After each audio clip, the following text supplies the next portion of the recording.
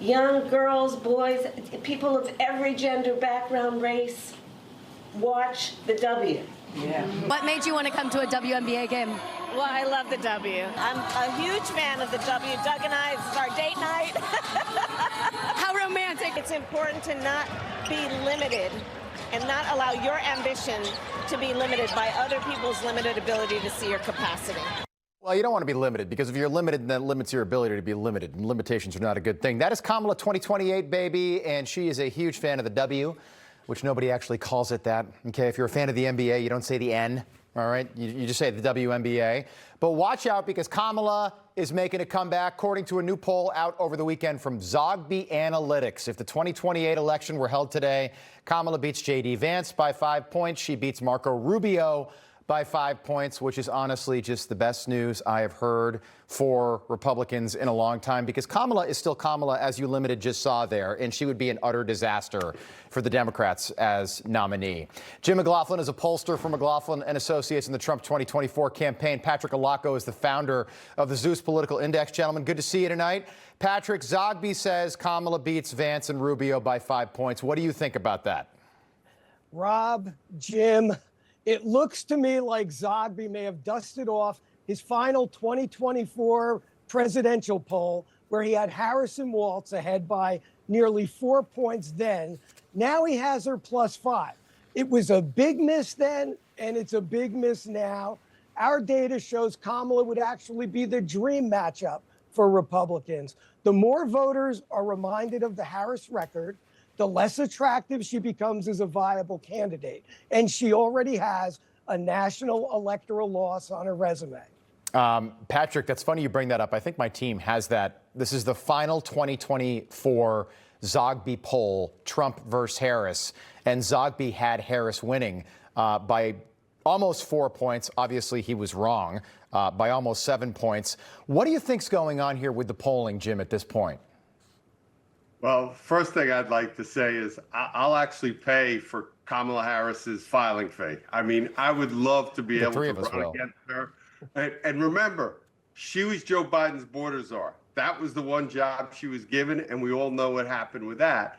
But look, we saw all these polls. I remember, there were articles talking about how Kamala Harris was making a big comeback at the end. And then you had some pollsters just time and time again had her up.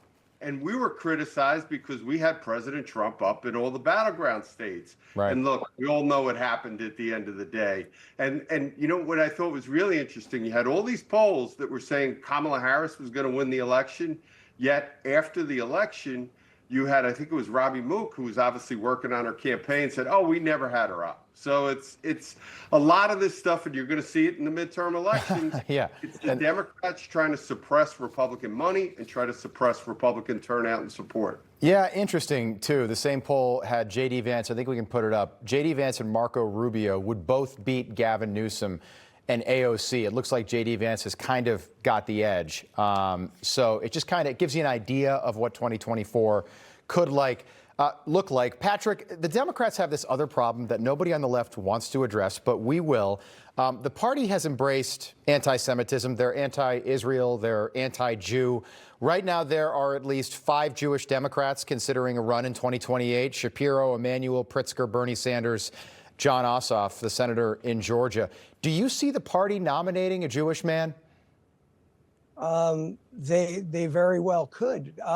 Yes, I think they could. But again, I think this is a party that's deeply divided. You think a Jewish man could win the nomination as a Democrat in this country, given what's going on? I think they'll put him up. I didn't say he would win. I think you've got such a deeply divided Democratic field right now, and party that doesn't know who their identity is right now. And I think the one thing you need to focus on is who the progressive standard bearer is going to be in this race going forward, because they are going to have an influence on the outcome of the nominee. Yeah, I think religion, is going to matter when it comes to if you're a Jewish candidate running to be the Democrat nominee with the way the party is going. Another Jewish senator, John Fetterman. So this is interesting.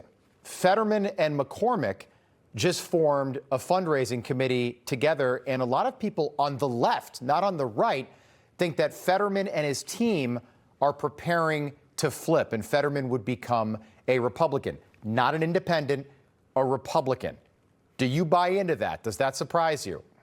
No, because John Fetterman, he voted with Joe Biden over 90% of the time. And Joe Biden will tell, and John Fetterman will tell you this.